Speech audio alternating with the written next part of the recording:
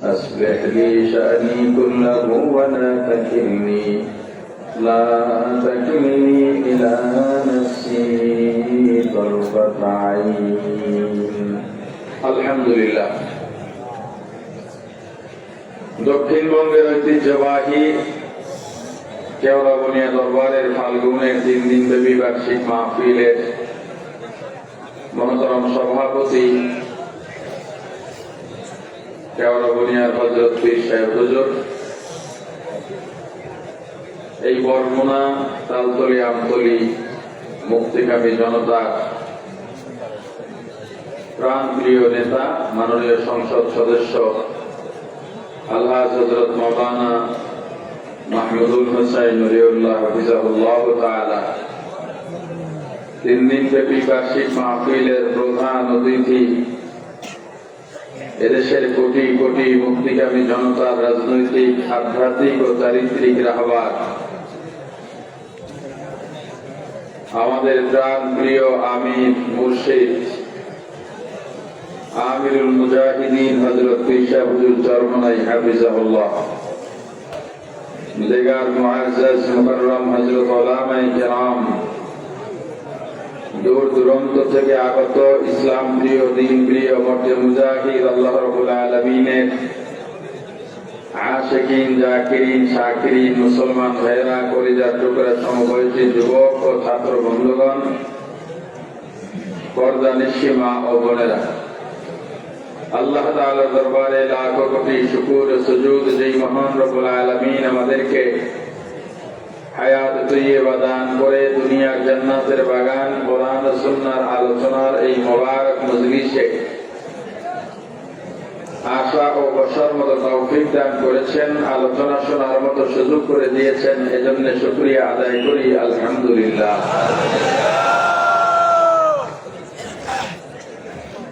দুনিয়ার যত মুমিন আছেন, আমরা যে ইবাদত করি, নামাজ, রোজা, হজ, যাকাত, দান, সদকা, তাসবিহ, তাহলিল, দোয়া, দুরূদ, ইস্তেগফার, তেলাওয়াত, কিসের জন্য করি বলেন তো? কারণ কি? বলেন, আল্লাহ রাজি খুশির জন্য। আল্লাহকে রাজি ও খুশি করতে পারলে কি হবে বলেন? জান্নাত পাওয়া যাবে, পরকালে শান্তিতে থাকা যাবে, দুনিয়াতেও শান্তিতে থাকা যায়। জান্নাত কি জিনিস? জান্নাত শান্তির বালাখানা। কেমন শান্তি? সারা পৃথিবীর সুখ শান্তি এক জায়গায় করা হলেও জান্নাতের যারা শান্তির সমান হবে না। আরো যদি বলতে চাই, পৃথিবীর সবচেয়ে বড় জ্ঞানী যে ব্যক্তি হবেন বা এখন আছেন, এই জ্ঞানী ব্যক্তিও যেটা কল্পনা করবে, যেমন আমরা মিষ্টি খাই, রসমালাই খাই, এই মিষ্টির স্বাদ অনুভব করে সেজন্য আমাদের মিষ্টি এর থেকে আর একটু মজা হবে। মানুষের চিন্তা শক্তি যতদূর যাবে এরকম হতে পারে, এরকম হতে পারে, এর থেকেও হাজার কোটি গুণে শান্তির জায়গা জান্নাত। মোট কথা, জান্নাত কতটা শান্তি এবং সুখময় এটা মানুষ কল্পনা না। দুনিয়াতে আমরা ইবাদত করি জান্নাত পাওয়ার জন্য। আল্লাহ আমাদের জন্য পরকালে 2টা জায়গা বানাইছেন। মানুষের কর্মের ফল ভোগ করার জন্য উপযুক্ত জায়গা হলো পরকাল, ভালো কিংবা মন্দ। আর পরকালে রাসূলুল্লাহ বলেছেন, জাহান্নামে সবচেয়ে কম আযাব দেওয়া হবে নবীজির চাচা আবু তালেবকে। তার শাস্তিটা কি হবে?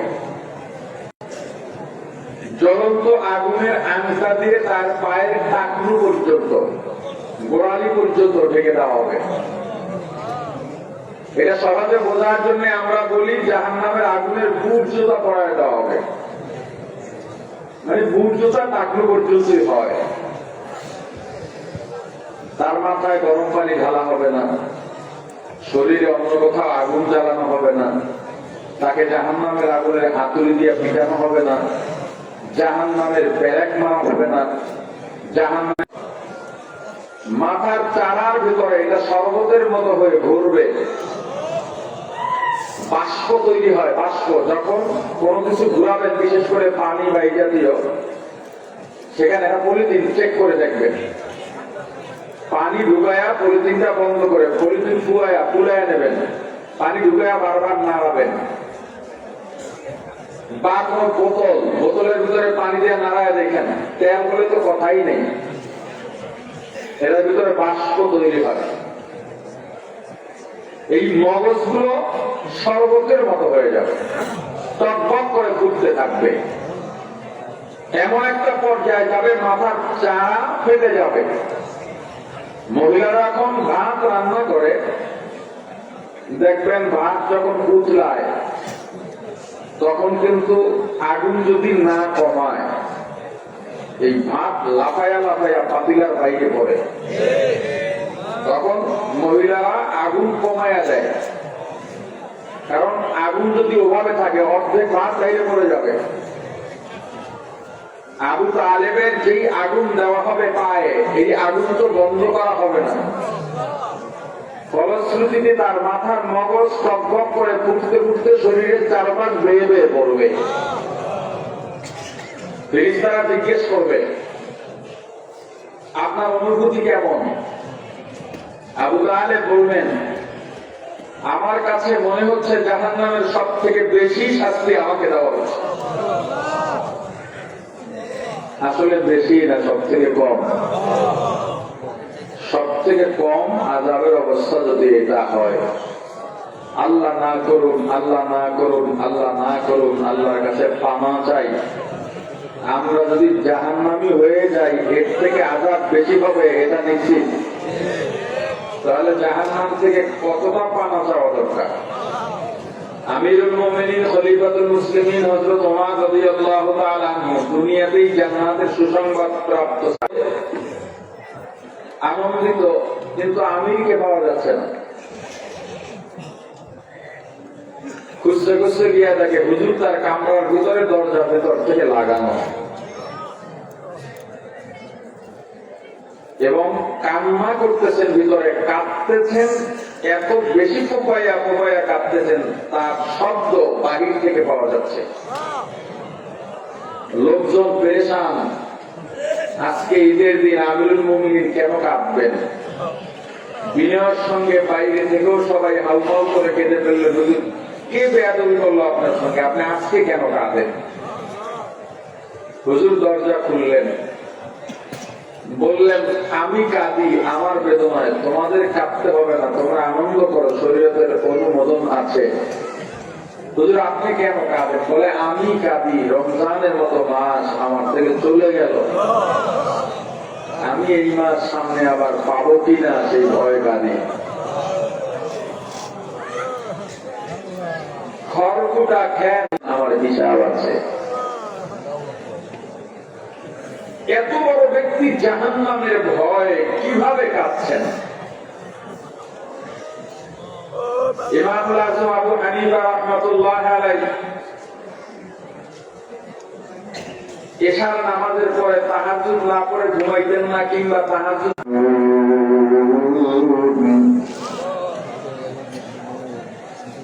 কিয়ামতের ময়দানে আল্লাহ রাব্বুল আলামিন পাপীদের ডেকে বলবেন, হে গুনাহগারের দল, পাপীর দল, তোমরা আজকে আলাদা হয়ে যাও, নেককারের সঙ্গে দাঁড়াইতে পারবা না। দুনিয়ায় নামাজি হইছো, আমি আল্লাহ তোমার জন্য আরো বাতাস বন্ধ করে দিই নাই, আমি আল্লাহ আমার বান্দাদের জন্য বৃষ্টি বর্ষাইছি, তোমার জন্য বৃষ্টি বর্ষানো বন্ধ করে দিই নাই। আমি ফসল ফলাইছি, তোমার জমিও ফসল ফলাইয়া দিছি, ফসল বন্ধ করে দিই নাই। কিন্তু আজকে কিয়ামতের ময়দানে আলাদা হয়ে যাও, মুমিনের সঙ্গে দাঁড়াইতে পারবা না। ইমামুল আজম আবু হানিফা রাহমাতুল্লাহ আলাইহি কত বড় আল্লাহর ওলি সরাসরি সাহাবীদের দেখেছেন। ইমাম আজম এবার সামনে আর তেলাওয়াত করেন না, এই একটা আয়াতই বারবার তেলাওয়াত করেন আর চোখের পানি ছেড়ে কাঁদেন। ওয়ামতাজুল ইয়াওমা আইয়ুহাল মুজরিমুন ওয়ামতাজুল ইয়াওমা আইয়ুহাল মুজরিমুন। কাঁদেন আর বলেন, ও আমার আল্লাহ, কিয়ামতের ময়দানে আমি নোমানকে আবু হানিফাকে যদি জুদা করে দাও আমি কোথায় যাব?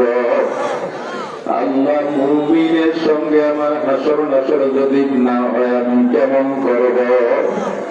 কাঁদেন আর একই আয়াত তেলাওয়াত করেন। এই আয়াত তেলাওয়াত করতে করতে ফজরের আযান হয়ে গেছে, রুকু সিজদা হয়ে জাহেলারা কারে দুনিয়া ইখতিয়ার আশফারা মিল্লাত মযহব জুদা ওয়াসে আশফারা মিল্লাত মযহব জুদা। ও মুমিন তরিকার ভাই, জাহান্নামের ভয় কেমন অন্তরে থাকা দরকার? বলেন, আমরা পরকালে জান্নাত চাই না জাহান্নাম চাই? বলেন। আল্লাহ বলেন, আম্মা মান খাফা মাকামা রাব্বিহি ওয়া নাহান নাফসা আনিল হাওয়া। জান্নাত যদি পাইতে চাও দুইটা গুণ অর্জন করা লাগবে। এই দুই গুণ অর্জন করলে আমি আল্লাহ জান্নাত ঠিকানা বানিয়ে দেব। এক নাম্বার গুণ, আম্মা মান খাফা মাকামা রাব্বিহি, আল্লাহর সামনে হাজিরা দেওয়াকে ভয় পাওয়া, আল্লাহর উপস্থিতিকে ভয় পাওয়া। এটা দুই জায়গায় হবে। একটা হলো কিয়ামতের ময়দানে আমি এত গুনাহ করছি, এত গুনাহ, দুনিয়ার মানুষ তো হয়তো এত গুনাহ করে নাই। গুনাহ করতে করতে করতে করতে আসমান ও জমিনের মাঝের জায়গাটা গুনাহ দিয়া ভরে ফেললাম। আমার গুনাহ যদি আটলান্টিক মহাসাগর কিংবা বঙ্গোপসাগরে ছাড়া হয়, পানিটা কালো হয়ে যেতে পারে। আমার গুনার পাহাড়ের কোনো শেষ নাই। এই গুনাহ নিয়ে আমি আল্লাহর সামনে কেমনে দাঁড়াবো? এই ভয় থেকে গুনাহ না করা। আর একটা আল্লাহর উপস্থিতির ভয়। বলেন, আল্লাহ দুনিয়ার সব জায়গায় আছেন না নাই? বলেন, আছেন না নাই? আল্লাহ আমার রাসূলকে বলেন, হাবিব আমার, আপনার কাছে আমি আল্লাহর অবস্থান সম্পর্কে যদি কেউ জানতে চায় আপনি বলেন, ফাইন্নী করিব, আমি আল্লাহ অতি নিকটে আছি। আল্লাহ কাছে না দূরে। জোরে বলেন, কাছে না দূরে? আল্লাহ কতটা কাছে? আল্লাহ জবাব দিয়া বলেন, নাহনু আকরাবু ইলাইহি মিন হাবলিল ওয়ারিদ। এই বান্দা, তোমার সাঘারের সারাত যেখানে আমি আল্লাহ তার চাইতেও তোমার নিকটে। আইনামা তুওয়াল্লু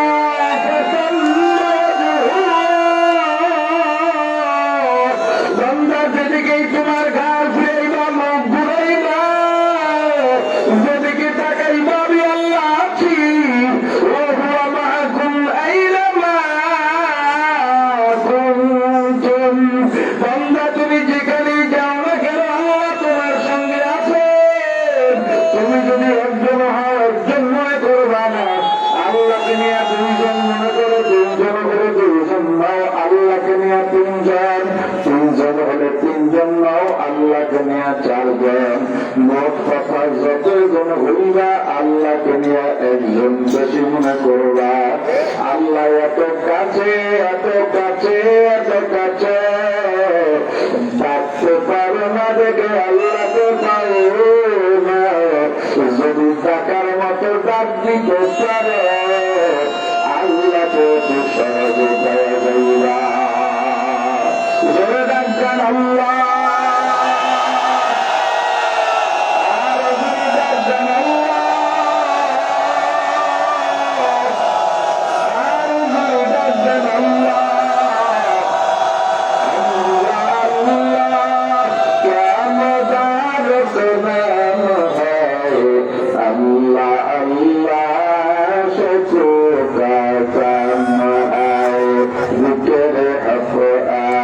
নূর দাই রূহেরা মরহবা মোদি দিলে ভজ রূহেরা अल्लाह अल्लाह तू मेरा रहमान है अल्लाह अल्लाह तू मेरा रहीम है या इलाही तू मेरा सत्तर है या इलाही तू मेरा गफ्फार है প্রাণের ভাই আমার আল্লাহ সব জায়গায় আছেন না নাই পীর তার মুরিদদেরকে পরীক্ষা করার জন্য বললেন একটা একটা ধারালো ছুরি হাতের মধ্যে নাও আর একটা জ্যান্ত মুরগি হাতে নাও এমন জায়গায় গিয়ে জব করবার যেখানে কেউ দেখতে না পায় সবাই চলে গেছে জবাই করে নিয়ে আসছে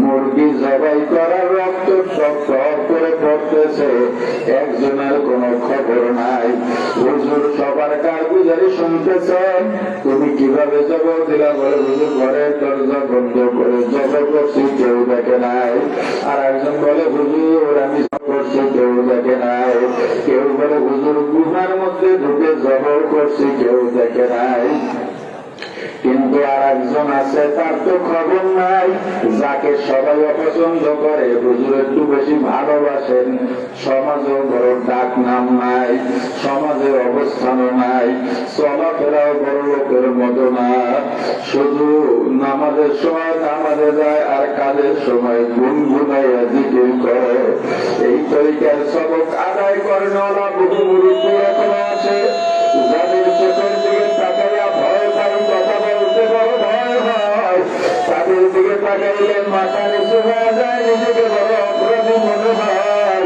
ওই আল্লাহ বান্দা শূন্য শূন্য হুজুর পরীক্ষা করলেন যারা সবাই সমালোচনা করতে চাইলেন ওই আল্লাহর বান্দা মুরিদ আছে মুরগি ক ক করে ডাকে জব করে নাই সারা শরীর থেকে ঘাম টক টক করে পড়তেছে ভয় থর থর করে কাঁপে সবার হাতের মুরগি জবর করা আমি করতে পারি নাই আমার পীর আমাকে বলছেন তবুও তো পারি নাই হুজুর ধমক দিয়া বলে তুই কেন জবর করতে পারলি না সবাই তো জবর করছে বলে হুজুর আপনি বলছেন কেউ যেন না দেখে আমি চেষ্টা কম করি নাই জঙ্গলে গেছি সেখানে যখন আমি মুরগির গলায় ছবি ধরবো আমি দেখি এবার দিকে একজন তাকাই আছে আমিও পাহাড়ের গুহায় ঢুকছি সেখানেও দেখি আমার দিকে একজন তাকাই আছে আমিও ঘরের দরজা বন্ধ করে দেখি সেখানেও আমার দিকে একজন তাকাই আছেন আমার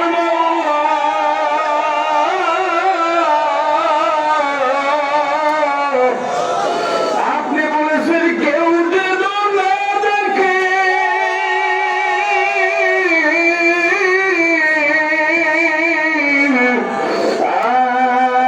আমার মুর্শিদ আমি চেষ্টা কম করি না আপনি যদি বলতে আল্লাহ ছাড়া তাহলে আমার দ্বারা সম্ভব ছিল কিন্তু আবার আল্লাহ তো আমার বিরুদ্ধে আছে বললে তো আমার কাছে আছে আমি দেখি আল্লাহ আমার দিকে তাকায় আছে জন্য আমি জবর করতে পারি নাই ওরে আমার ভাই তোমার ভিতরে আল্লাহ ভয় থাকা চাই তুমি যেখানে যাও না কেন সব জায়গায় আমার আল্লাহ আছেন না নাই আরো জোরে বলেন আছেন না নাই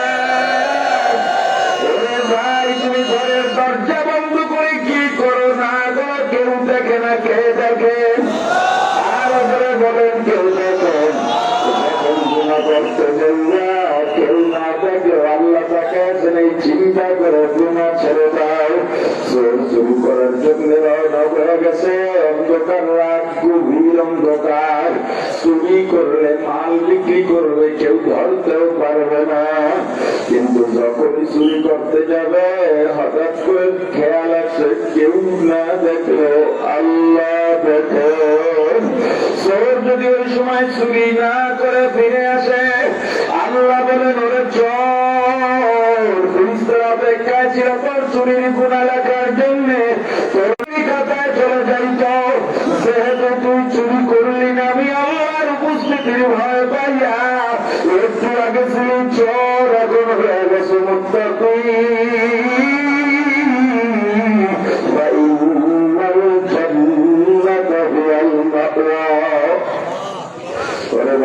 তোমার জন্য আমি আল্লাহ ঘোষণা করলাম জান্নাত হবে তোমার ঠিকানা। আমিরুল মুমিনিন খলিফাতুল মুসলিমিন হযরত ওমর রাদিয়াল্লাহু তাআলা আনহু একদিন এশার নামাজের পর বের হলেন। চিন্তা করে আমি মানুষ, আমার তো ভুল হইতে পারে, যেহেতু আমি আমিরুল মুমিনিন সবাই তো আমাকে বলার সাহস করবে না। আমার ভুল যদি মানুষ আমাকে ধরাইয়া না দেয় আমি কেমনে সংশোধন হব? দেখি আমার পেছনে আমার ভুল নিয়ে কেউ আলোচনা করে কিনা। একদম একা বের হয়েছেন, মানুষের ঘরের পাশে পাশে আস্তে আস্তে হাঁটেন আর আলোচনা শোনেন। আরই কথা কিন্তু জায়েজ নাই। হযরত ওমরের নিয়ত ভিন্ন ব্যাখ্যা দিয়া বলার কোনো সুযোগ নাই। যেখানেই যান, যেই ঘরেই যান, যেখানেই হযরত ওমরের আলোচনা সেখানেই শুধু শোনা আমার প্রশংসা। কেউ কোনো ভুল বলে না। চিন্তা করছেন কেউ সমালোচনা করবে, আমি যদি দেখি আমার মধ্যে ভুল আছে আমি সংশোধন হয়ে নেব। এভাবে ঘুরতে ঘুরতে প্রায় ফজর কাছাকাছি রওনা দিয়া যাবেন, আর বাকি নাই ফজরের জামাত ধরতে হবে। হঠাৎ ছোট্ট একটা ঘুরে ঘরের মধ্যে মা আর মেয়ের কথার আওয়াজ পাওয়া যায়। ওমর শব্দ শুনছে, ওমরকে নিয়ে আলোচনা চলে। মা মেয়েকে ডাক দেয়া বলে, মা গো বকরির দুধ দহন করছুনি? বলে মা দহন করছি, তবে আজকে দুধ একটু কম হয়েছে, একজন কাস্টমারকে বিদায় দিতে পারবো না, দুধ দিতে পারবো না। মা ডাক দিয়া বলেন সমস্যা নাই, আজকে একটু দুধে পানি মিশাইয়া দাও। জানবে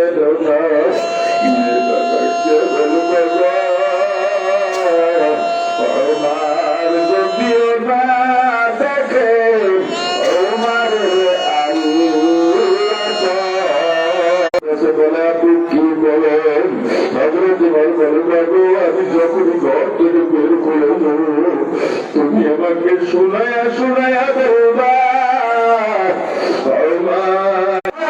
আসি না নাই, কেমনি গুণা করো, ঘরের দরজা বন্ধ করে কেমনি গুণা করো, সেখানেও তো আমার আল্লাহ টাকা রয়েছেন। আমার ভাই কেমনি উজুরে কম দাও, নেওয়ার সময় বেশি দাও, মানুষের পকেটের টাকা চুরি করো। আল্লাহ আসলে কিন্তু ভয়ের ভালোবাসার পাত্র। যত বেশি পারো ভালোবাসো, ভালোবাসো।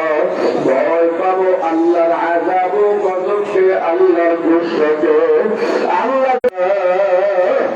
আল্লাহ দাদার হয়ে গেলে উপায় নাই রে ভাই। গভীর রাতে ওঠো, সুন্দরভাবে ওযু বানিয়ে যায়, নামাজ বিছায়া দাও। আমার আল্লাহর কাছে কান্দ কান্দ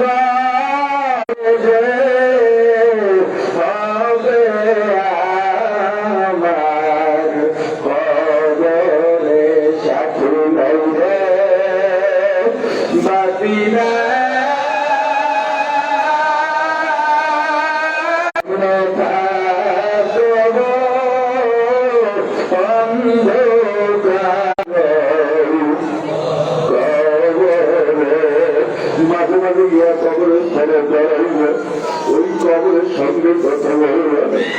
ওই কবর তোর মধ্যে আমার আশা লাগবে, জানি না তোর মধ্যে কি আছে। কবরের অন্ধকারে চাইতে ভয়ঙ্কর অন্ধকারে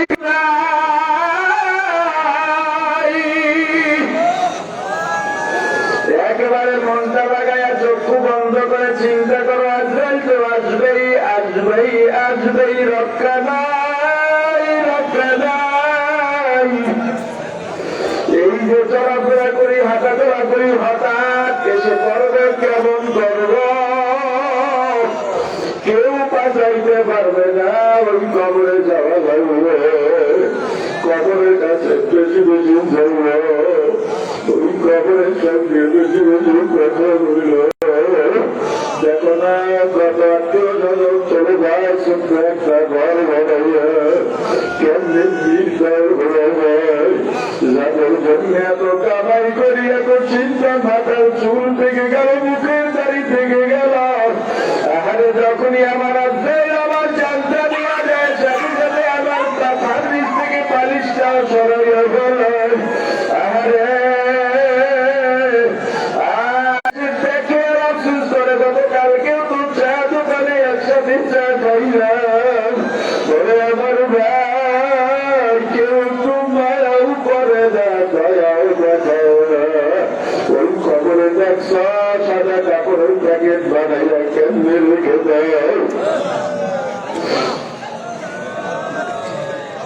দুনিয়ায় এতটুক জানি কম্বল ছাড়া ঘুমাইতে পারি না, শিমুল তোরার বালি ছাড়া ঘুমাইতে পারি না, কোমালিশ না হইলে ঘুমাইতে পারি না। ওরে ভাই, ওই কবরের কথা একবার চিন্তা করো, যখনই শুনবা কেউ মারা গেছে কবরের কাছে একবার যাইবা। দেখো কবরটা কেমনি বানাই, তোমার আমার জন্য এই কবর রেডি হবে। আরে কি হয়, আজরাইল আসলে কি হয় জানি না, আজরাইল আসার পরে আমি মরণের কবরে যাওয়ার পরে কি হয় জানি না। আমি যদি আল্লাহকে গুস্স বাড়াইয়া কবরে যাই, কবরের দুই দিকের মাটি এবং যদি ডান পাজরের ঘাটিগুলো বাম পাজরে চলে যাবে, বাম পাজরে চলে যাবে। 99টা বিষাক্ত সাপে কবরটা ভরে যাবে, করতে করতে চতুর্দিক থেকে আসবে। ওই কবরটা জাহান্নামের আগুনে ভরে যাবে, পালাইতে পারবো না, দেখে যাবার জায়গা নাই। আমি মুজাহিদিন আসেন হুজুরের হাতে হাত দিয়া তওবা করে যাব। আমি আর আল্লাহর গোসা হওয়ার মতো কোনো কাজ করবো না, গুনাহ থেকে খাস ভাবে তওবা করব। আল্লাহ আমাদেরকে হেফাজত করেন, কবুল করেন, বলেন আমিন। আগামী 1, 2, 3 চরমনাই ফাল্গুনের মাহফিল এই দক্ষিণ অঞ্চল দিয়ে আপনারা এমপি বানাইছেন। ঈশ্বর চরমনাই শায়েখ রহমাতুল্লাহ আলাইহি বলে গেছেন, বর্তমান হুজুরও বলেন, দক্ষিণ অঞ্চল থেকে ইসলামের বিজয় হবে। আল্লাহ বিজয় শুরু করে দিয়েছেন। এই বরগুনা নির্বাচনী আসন থেকে ঘরের থেকে প্রত্যেক ঘরের থেকে লোক দাওয়া দিয়া দিয়া চরমনাই নিতে রাজি আছেন, চেষ্টা করবেন। দোয়া তুলে হাত নিয়াজ করে